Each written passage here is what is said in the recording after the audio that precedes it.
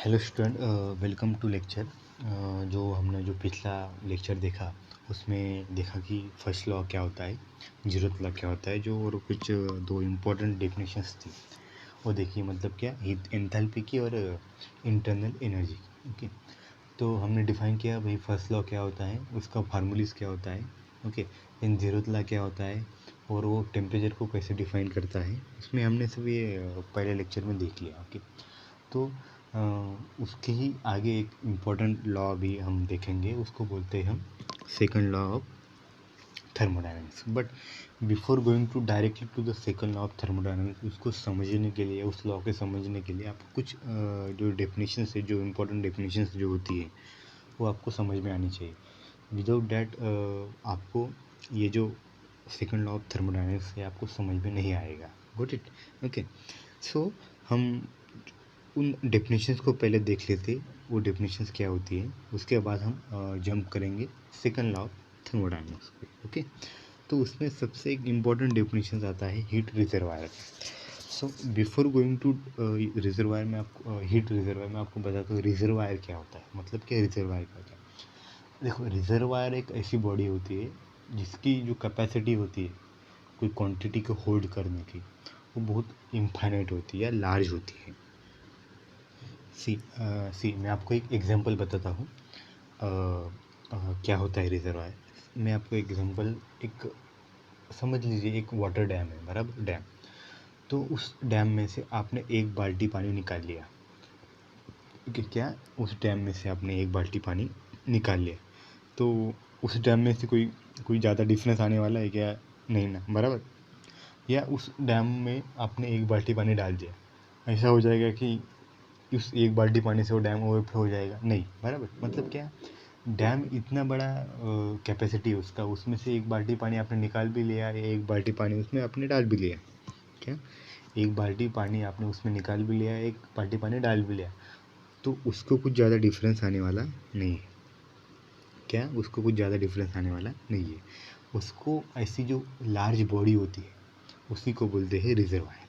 क्या, ऐसी जो लार्ज बॉडी जो होती है उसी को बोलते हैं रिजर्वायर। Got the concept? तो मैंने जो एग्जांपल दिया आपको, वो एग्जांपल दिया हमने वाटर बॉडी का, वाटर रिजर्वायर का। सेम है हमारे थर्मोडायनामिक्स में हीट रिजर्वायर का कंसेप्ट। हीट रिजर्वायर का मतलब क्या, हीट की जो ऐसी एक लार्ज बॉडी होती है उसमें से हमने थोड़ा सा हीट निकाल लिया या थोड़ा सा हीट उसमें ऐड कर दिया, फिर भी उस रिजर्वायर को या उस बॉडी को ज़्यादा कुछ डिफरेंस नहीं होता उसके टेम्परेचर में। मतलब वो टेम्परेचर उसका कांस्टेंट रहता है या इसका हीट कंटेंट कांस्टेंट रहता है। ऐसी लार्ज बॉडी उसको बोलते हैं हम हीट रिजर्वायर। रिजर्वायर में, हीट रिजर्वायर मतलब क्या, एक लार्ज बॉडी होती है, उसमें हम हीट निकाल सकते हैं, उसमें हीट डाल सकते हैं विदाउट, जो उसके जो पैरामीटर होते हैं हीट रिजर्वायर के वो चेंज नहीं होते हैं। व्हाट द कंसेप्ट, उसके क्या पैरामीटर चेंज नहीं होते हैं। देन एक इम्पोर्टेंट आता है हमारा एक आगे concept, heat source. Heat source, okay, heat source क्या होता है, high temperature heat reservoir from which heat is transferred is called heat source. बराबर। क्या मतलब, क्या हीट सोर्स मतलब, सोर्स को आपको पता होगा, सोर्स मतलब क्या, जिससे हम ले सकते हैं। तो हीट सोर्स क्या होता है, जिस बॉडी से या जिस सोर्स से हम हीट ले सकते हैं, that's a heat source. Okay, तो नेक्स्ट हमारा आता है हीट सिंक। क्या, हीट सिंक। तो हीट सिंक का डेफिनेशन क्या है, a low temperature heat reservoir to which heat is transfer is called heat sink. मतलब क्या, जो जिसका टेम्परेचर कम होता है, जिसको हम हीट देने वाले हैं, बराबर। हीट सोर्स मतलब क्या, जिससे हीट हम लेने वाले हैं। और हीट सिंक मतलब क्या, जिसको हीट हम देने वाले हैं। क्या, हीट सोर्स मतलब क्या, जिससे हीट हम लेंगे, और हीट सिंक मतलब क्या, जिसको हीट हम देंगे। Simple sense. ओके, ये रहेगा हमारा हीट सिंक सिस्टम, को आपको पता होगा। ओके, तो हम अभी आगे देखते हैं क्या है। तो हम अभी देखेंगे कि भाई सेकंड लॉ है। ओके, सेकंड लॉ के स्टेटमेंट क्या है। देखो, जो फर्स्ट लॉ था हमारा, उसका स्टेटमेंट सिर्फ एक ही था, बराबर। लेकिन जो हमारा सेकंड लॉ है उसके दो स्टेटमेंट है, बराबर। उसके दो स्टेटमेंट है। तो उसमें सबसे पहला जो स्टेटमेंट आता है वो आता है केल्विन प्लांक करके। क्या, केल्विन प्लांक करके जो स्टेटमेंट है वो आता है, इसका फिगर ये रहेगा। ओके, तो वो क्या है, हम उसको पढ़ लेते हैं और मैं आपको समझाता हूँ क्या है। Okay, it is impossible to construct a heat engine which produce no effect other than extraction of heat from a single source and production of an equivalent amount of work. Okay, मतलब क्या, ये क्या होता है कि भाई अगर किसी सोर्स से हम हीट, मतलब क्या, अगर किसी सोर्स से हम हीट ले रहे हैं बराबर, तो कुछ उस जो इंजन होता है, मतलब जो इंजन होता है जो सोर्स से हीट ले रहा है बराबर, जो सोर्स से हीट ले रहा है वो इंजन, उस इंजन ने कुछ जो हीट होता है वो सिंक को भी देना चाहिए। मतलब पूरा का पूरा वर्क में कन्वर्ट नहीं हो सकता। जो हीट हम इंजन को दे रहे हैं वो पूरी की पूरी वर्क में कन्वर्ट नहीं हो सकती। इन शॉर्ट आपको मतलब यही है कि भाई अगर किसी इंजन को हम हीट दे रहे हैं बराबर, तो उसका पूरा का पूरा हम उसको वर्क में कन्वर्ट नहीं कर सकते। कुछ ना कुछ हमको हीट सिंक को देना पड़ेगा, मतलब कुछ ना कुछ वेस्टेज जाएगा ही जाएगा। क्या, जो पूरा हम हीट इंजन को दे रहे हैं उसका पूरा का पूरा वर्क में कन्वर्ट नहीं हो सकता, उसका कुछ ना कुछ जो अमाउंट रहेगा वो वेस्ट होगा ही। ओके, सो केल्विन प्लैंक स्टेटमेंट हमको यही बोलता है कि भाई ऐसा इंजन कि जो सिर्फ पूरा का पूरा हीट वर्क में कन्वर्ट करे, ऐसा आज तक बना ही नहीं, इम्पॉसिबल है। ओके, क्या ऐसा आज तक जो इंजन है वो बना ही नहीं, वो इम्पॉसिबल है। ओके, अगर ऐसा कुछ बनता है तो अगर कोई बनेगा ही नहीं। ओके, इम्पॉसिबल है। ओके, ये रहेगा हमारा Kelvin Planck. Kelvin Planck in short में हम उसको बोल सकते क्या रहेगा केल्विन प्लैंक कि भाई कोई अगर इंजन हीट ले रहा है तो वो 100% उसको वर्क में कन्वर्ट नहीं करेगा, कुछ ना कुछ वेस्टेज हो जाएगा। That's a Kelvin Planck statement. Okay, then next हमें आते हैं अभी क्लॉसियस स्टेटमेंट पे। ओके, क्या है Clausius statement? It impossible, okay, Clausius statement हम देखेंगे क्या है। It is impossible to construct a device which is operating in a cycle to transfer heat from cold body to hot body without any work input। मतलब क्या, मैं आपको एक simple एक बताता हूँ। ऐसी अगर वाटरफॉल का एग्जांपल लेते हैं, मतलब वाटर पर ऊपर से वाटर गिरता है और नीचे जाता है बराबर, लेकिन अगर उसका हमको उल्टा करना होगा, मतलब उल्टा मतलब क्या, अगर नीचे से वाटर ऊपर ले जाना होगा तो हमको कुछ ना कुछ वर्क इनपुट देना होगा बराबर। मतलब पंप वगैरह कुछ लगाना होगा तभी वो ऊपर जाएगा, अपने आप से तो जाएगा नहीं। मतलब क्या, ऊपर से वाटर नीचे अपने आप से आ सकता है। क्या, ऊपर से वाटर नीचे अपने आप से आ सकता है, लेकिन जो नीचे से ऊपर जाने के लिए हमको वर्क इनपुट देना पड़ेगा, work input in the form of pump. Okay, बराबर। तो वैसे ही है कि भाई कोल्डर बॉडी से हॉटर बॉडी, मतलब क्या मैंने बताया आपको, हीट हीट कहाँ से फ्लो होती है, hot body to cold body. क्या, हीट कहाँ से फ्लो होती है, hot body to cold body. Okay, but cold body से हॉट बॉडी तक जाने के लिए हमको कुछ ना कुछ उसको वर्क इनपुट देना पड़ेगा। Got it? क्या, सी, ये हॉट बॉडी हमारा और ये रहेगा हमारा कोल्ड बॉडी। मतलब तो यहाँ से अगर यहाँ हीट अगर जा रही है तो वो स्पॉन्टेनियसली चली जाएगी। स्पॉन्टेनियसली मतलब क्या, वो खुद से खुद चली जाएगी। ओके, लेकिन हमको इस कोल्ड बॉडी से हॉट बॉडी तक हीट अगर भेजनी है तो वो अपने आप से नहीं जाएगी। क्या, वो अपने आप से नहीं जाएगी, उसको भेजने के लिए हमको कुछ ना कुछ वर्क देना पड़ेगा उस डिवाइस को। ओके, तो वो डिवाइस क्या है क्या नहीं हम देखेंगे अभी। ओके, तो क्लॉसियस स्टेटमेंट यही कहता है हमको कि भाई ऐसा डिवाइस बना ही नहीं है कि वो वर्क कंज्यूम ना करे और कोल्ड बॉडी से हीट निकाल के हॉट बॉडी को दे दे। Okay, that's a Clausius statement. Good the concept. Okay, then अभी हम देखेंगे नेक्स्ट जो हमने केल्विन प्लैंक स्टेटमेंट पढ़ा बराबर। केल्विन प्लैंक स्टेटमेंट पढ़ा, उसमें क्या पढ़ा कि भाई कुछ ना कुछ हमको हीट वेस्टेज देनी ही पड़ती है बराबर। कुछ ना कुछ हमको हीट क्या है, वेस्टेज देनी ही पड़ती है। तो उसका जो एप्लीकेशन है उस केल्विन प्लैंक स्टेटमेंट का, उसको बोलते हैं हम heat engine. Okay, heat engine. तो हीट इंजन क्या होता है? Heat engine is a device which produce useful work by absorbing heat from a high temperature reservoir and rejecting to the waste heat to low temperature reservoir. मतलब मैंने बताया ना आपको, पर हीट इंजन क्या होता है, हाई टेम्परेचर रिजर्वायर से हीट लेता है और लो टेम्परेचर रिजर्वायर को कुछ हीट दे देता है और कुछ हीट कन्वर्ट करता है वर्क में। क्या मैंने क्या कहा, हाई टेम्परेचर रिजर्वायर क्या होता है, सॉरी हीट इंजन क्या होता है। देखो ये हीट इंजन है। हीट इंजन क्या होता है, हाई टेम्परेचर से हीट लेगा, बराबर, लो टेम्परेचर को कुछ हीट देगा और कुछ हीट वर्क में कन्वर्ट करके दे देगा। ओके, व्हाट द कंसेप्ट क्या होता है। ओके, सो इसी को बोलते हैं हम हीट इंजन। ये जो हीट इंजन है एप्लीकेशन है केल्विन प्लांक स्टेटमेंट का। क्या, केल्विन प्लांक स्टेटमेंट का। ओके, तो हम कैलकुलेट कर सकते हैं ना कि भाई कितना हीट वो हमको वेस्ट कर रहा है, कितना वर्क हमको दे रहा है। तो इसको जो मतलब वो कितना एफिशिएंट है, इन शॉर्ट में बोल सकते हो क्या, वो कितना जो हमारा जो हीट इंजन है वो कितना एफिशिएंट है, उसको हम कितना भाई वो कितना काम कर सकता है, कितना एफिशिएंट है, उसको मेजर करने के लिए इफिशिएंसी बोलते हैं उसको। इफिशिएंसी हम उसका कैलकुलेट कर सकते हैं। Okay, efficiency. ओके, तो इफिशिएंसी क्या होता है, W net upon Q H.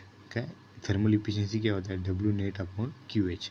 तो डब्ल्यू नेट क्या होता है, Q H upon Q L. Q H क्या होता है, क्यू एच क्या होता है, heat from high temperature reservoir, and Q L क्या होता है, heat from low temperature reservoir. वैसे ही टी एच क्या होता है, temperature of high temperature reservoir, and T L क्या होता है, temperature of low temperature reservoir. क्या क्या मैंने क्या कहा, डब्ल्यू एच क्या होता है, हीट, सॉरी क्यू एच क्या होता है, Q H heat from high temperature reservoir, and Q L क्या होता है, heat to the low temperature of reservoir. Okay, and T H क्या होता है, heat of high temperature, and T L क्या होता है, heat of low temperature. Okay, तो इसका जो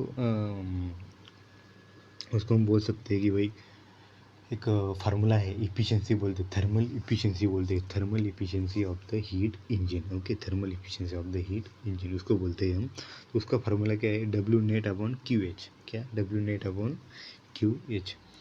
तो उसी को हम टेम्परेचर के फॉर्म में भी लिख सकते हैं, 1 minus T L upon T H. Okay, 1 minus T L upon T H, या उसको हम ऐसे भी लिख सकते हैं, इज इक्वल टू, एक मिनट है, is equal to 1 minus, okay,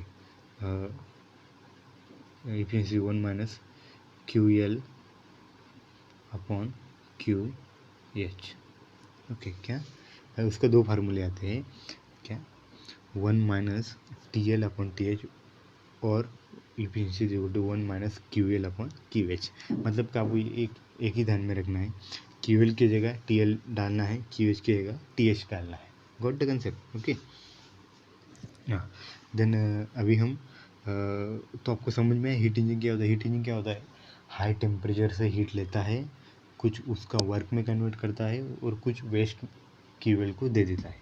okay, that is a heat engine. Okay, तो हीट इंजन का मैं आपको एक बेस्ट अगर एग्जांपल बताऊँ, आईसी इंजन। आईसी इंजन मतलब कि जो हमको जो हमारे कार में या टू व्हीलर में जो इंजन्स लगते हैं ना, तो उसका हम एग्जांपल बोल सकते कि भाई एक हीट इंजन का एक एग्जांपल है। ओके,